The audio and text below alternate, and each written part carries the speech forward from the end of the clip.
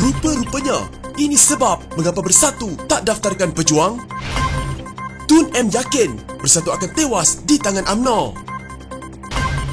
Pelik, PKP 3.0 tiada perutusan dari PM.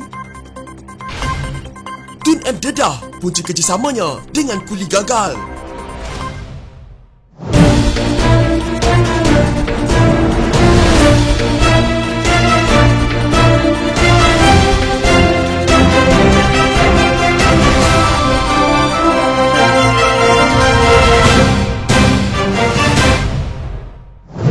Presiden Penaja Pejuang Mukhlis Mahathir membidas Menteri Dalam Negeri Hamzah Zainuddin berhubung afidavitnya di mahkamah yang mengatakan terlalu sibuk untuk melayani rayuan pendaftaran parti itu. Dalam afidavitnya ke mahkamah, Menteri Dalam Negeri Hamzah Zainuddin beri alasan dia terlalu sibuk untuk melayan rayuan pendaftaran pejuang. Sibuk buat apa? Campur tangan dalam PDRM. Perikatan Nasional boleh pula lulus dalam masa 2 minggu, kata Mukhlis dalam catatan di Facebook. Sebelum ini, Hamzah dikaitkan dengan rakaman audio yang bocor mengenai perbincangan untuk menyusun pelantikan pegawai kanan polis yang kemudian diakui sebagai suaranya. Bekas Ketua Polis Negara Abdul Hamid Bado turut mendakwa Hamzah cuba menggunakan cawangan khas untuk kepentingan karier politiknya. Pejuang sebelum ini telah mengemukakan semakan kehakiman untuk memaksa Hamzah dan Jabatan Pendaftaran Pertubuhan ROS selaku responden untuk membuat keputusan mengenai rayuan pendaftaran parti itu. Parti berasaskan Melayu itu ditubuhkan pada Ogos tahun lalu setelah bekas Perdana Menteri Dr. Mahathir Mohamad dan kumpulannya meninggalkan Bersatu. Sebenarnya Menteri tak mahu lulus pejuang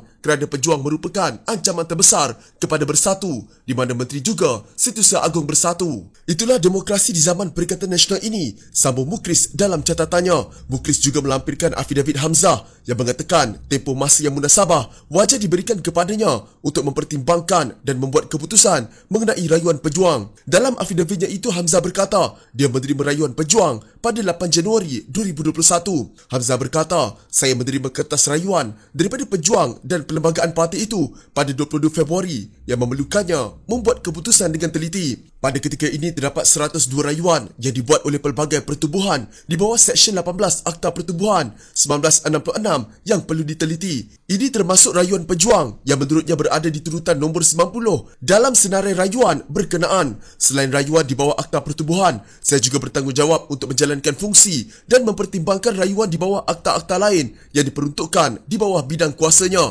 Hamzah juga berkata, pada masa ini saya perlu menjalankan fungsi sebagai Menteri Dalam Negeri di bawah 47 akta yang lain. UMNO sudah pecah. Umpamanya sebilangan yang tidak kecil sudah resign daripada UMNO dan menjadi ahli Bersatu, iaitu satu faction. Satu faction lagi adalah orang yang tak tolak Najib, ambil Zahid.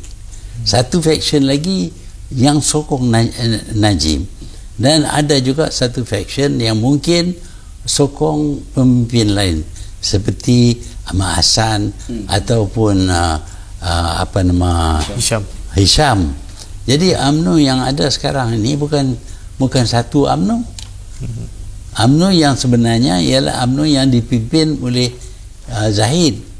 Bekas Perdana Menteri Dr. Mahathir Mohamad menjangkakan Bersatu akan tewas pada pilihan raya umum ke-15 sekiranya UMNO bertanding di semua kerusi tradisinya. Bila Muhammad Hassan kata UMNO akan bertanding semua kerusi, saya kira kemungkinan besar Bersatu akan tewas bila UMNO tidak bersama mereka, katanya dalam wawancara bersama portal Berita Malaysia Post. Pada Mac lalu, Presiden Bersatu Muhyiddin Yassin memberi bayangan akan mempertahankan semua kerusi yang pernah ditandingi parti itu pada PRU lalu sekiranya UMNO tidak mahu bertoleransi melepaskan kerusi berkenaan pada PRU 15. Terdahulu sebelum itu, Timbalan Presiden UMNO Muhammad Hassan dilaporkan berkata bahawa semua kerusi UMNO adalah milik parti itu dan tidak akan sesekali melepaskannya. Mahathir berkata dia juga pernah menasihati pemimpin Bersatu kembali kepada asas perjuangannya kerana sedar parti itu akan tewas dalam PRU akan datang apabila UMNO tidak lagi bersama mereka. Namun mereka enggan kerana sayangkan jawatan sebagai menteri dan timbalan menteri serta wang yang dinikmati hasil memegang jawatan dalam kerajaan. Saya kata dalam PRU akan datang kamu akan kalah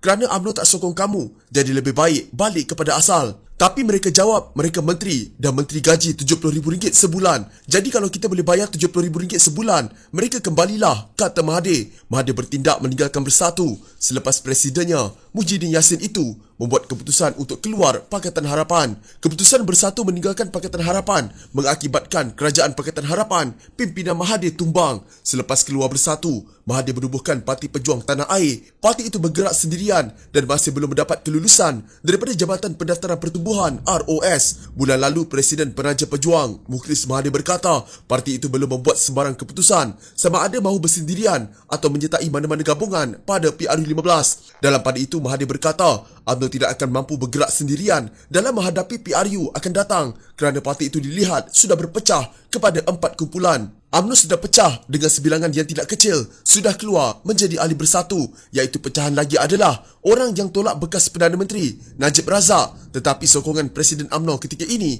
Ahmad Zaid Hamidi. Satu lagi pecahan yang sokong Najib dan pecahan mungkin menyokong pemimpin lain seperti Timbalan Presiden Muhammad Hassan atau Hishamuddin Hussein, katanya. Oleh itu, UMNO tidak akan dapat menang besar dalam PRU15 nanti jika bersendirian.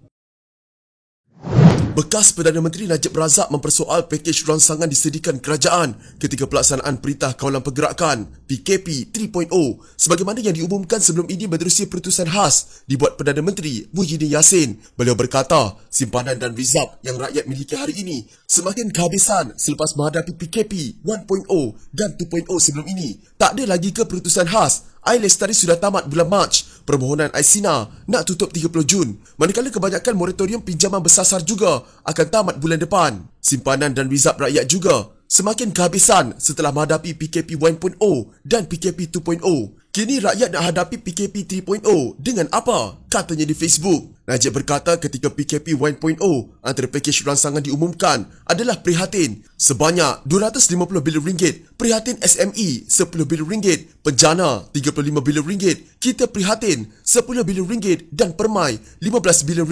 Pakej rangsangan PKP 2.0 ialah pemerkasa berjumlah RM20 bilion. Pakej rangsangan PKP 3.0, sebab itu saya dah banyak kali saran, jika mahu buat PKP dan bendung wabak penyakit berbahaya, buatlah dengan betul-betul untuk putuskan rantaian wabak penyakit berbahaya agar kita tidak bazir dan sia-siakan dana begitu besar yang telah dibelanja sebelumnya, katanya. Beliau berkata kerajaan dan rakyat kini tersepit akibat pelaksanaan PKP yang tidak ketat dan separuh masa, tapi dibuat separuh masa dan kini mahu buat secara 3 suku mentah. Akibatnya, kerajaan dan rakyat tersepit sekarang, kata beliau. Semalam 6 daerah di Selangor dikenakan PKP, manakala Kuala Lumpur dan beberapa daerah di Johor serta Terengganu memulakan pelaksanaan PKP pada hari ini.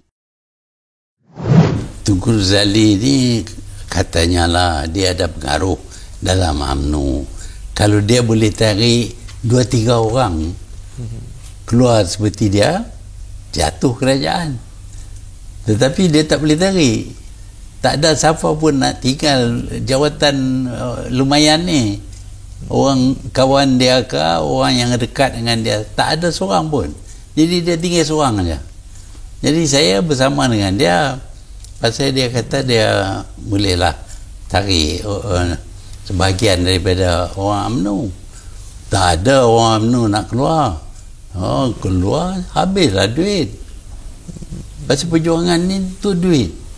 Bekas Perdana Menteri Dr. Mahathir Mohamad mendedahkan kerjasamanya dengan veteran UMNO Tengku Razali Hamzah bagi menarik sokongan ahli parlimen UMNO gagal. Mahathir mendakwa ahli parlimen Gua Musang itu gagal mempengaruhi cukup ahli parlimen UMNO untuk menarik balik sokongan terhadap Kerajaan Perikatan Nasional. Dia berkata demikian dalam wawancara bersama portal Malaysia Post berhubung sidang medianya dengan Tengku Razali atau lebih dikenali sebagai Kuli pada 14 Disember lalu yang menimbulkan kejutan. Tengku Razali ini dipengaruh dalam UMNO. Kalau dia boleh tarik 2-3 orang keluar tidak menyokong Kerajaan Perikatan Nasional seperti dia, maka jatuhlah kerajaan. Tetapi dia tidak berjaya tarik. Jadi saya bersama dengan dia ketika itu kerana dia kata boleh tarik sebahagian orang UMNO, tetapi tiada orang UMNO nak keluar. Tiada siapa pun nak tinggal jawatan lumayan ini. Kawan dia atau orang yang dekat dengan dia, tiada seorang pun. Jadi dia tinggal seorang sahaja, katanya. Sidang media bersama 2 tokoh yang pernah berseteru itu dibuat sehari sebelum bacaan ketiga rang undang-undang Perbekalan Belanjawan 2021 yang dilihat sebagai usaha terakhir